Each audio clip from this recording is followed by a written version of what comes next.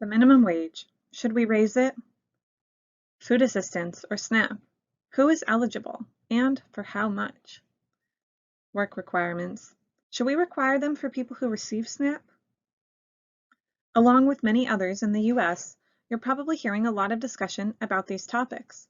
Maybe you're even taking part in these conversations. We also wanted to contribute to the discussion about the minimum wage and SNAP. We interviewed low-wage workers in two different areas with different sets of policies, Raleigh, North Carolina, and Minneapolis, Minnesota. We wanted to understand their perceptions of the minimum wage, SNAP benefits, and work requirements. We wanted to explore how these policies affect their employment, financial planning, and spending decisions. Right now, Minneapolis is raising its minimum wage incrementally up to $15 an hour, according to an ordinance passed by its city council. While this ordinance was meant to benefit those working close to the minimum wage, an increase in minimum wage could have other consequences. For example, it could affect income-based benefits that people receive, like SNAP.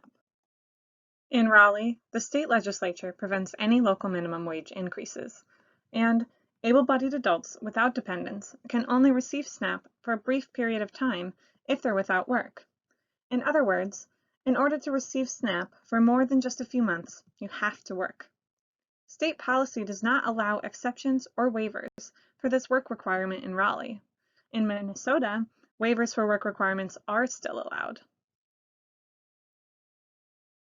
In our research study, we interviewed current or former SNAP recipients who are part of a larger 5-year study on the health effects of the Minneapolis minimum wage increase. 4 major themes emerged from our study. The first theme was that participants experienced frequent changes to their SNAP benefits, and these were detrimental to their financial stability.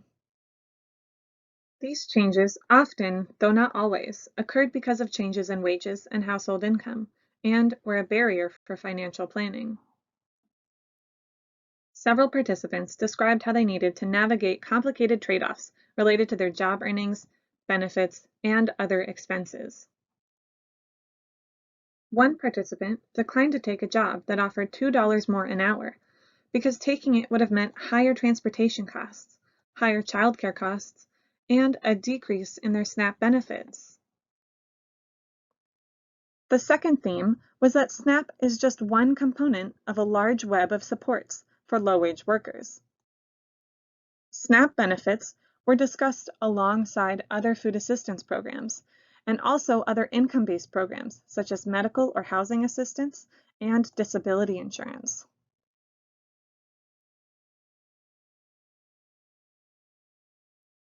Many of these programs have eligibility cliffs, or points at which individuals and families abruptly lose eligibility for a benefit due to a small increase in income.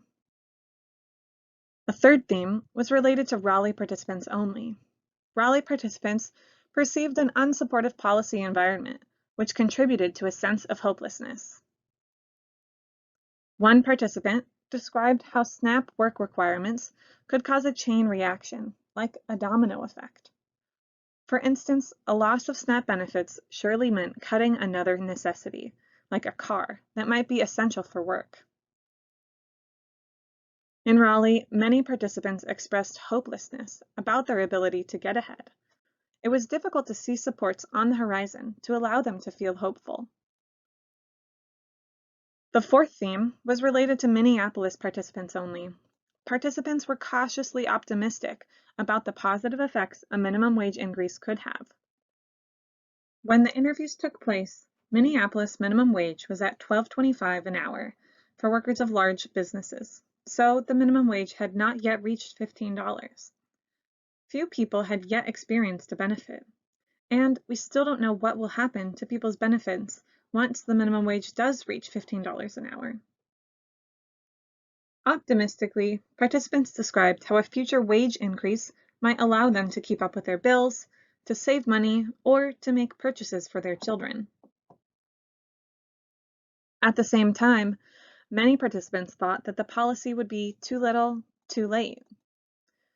Participants were concerned that a minimum wage increase to $15 would not increase wages enough to make a real difference to their finances.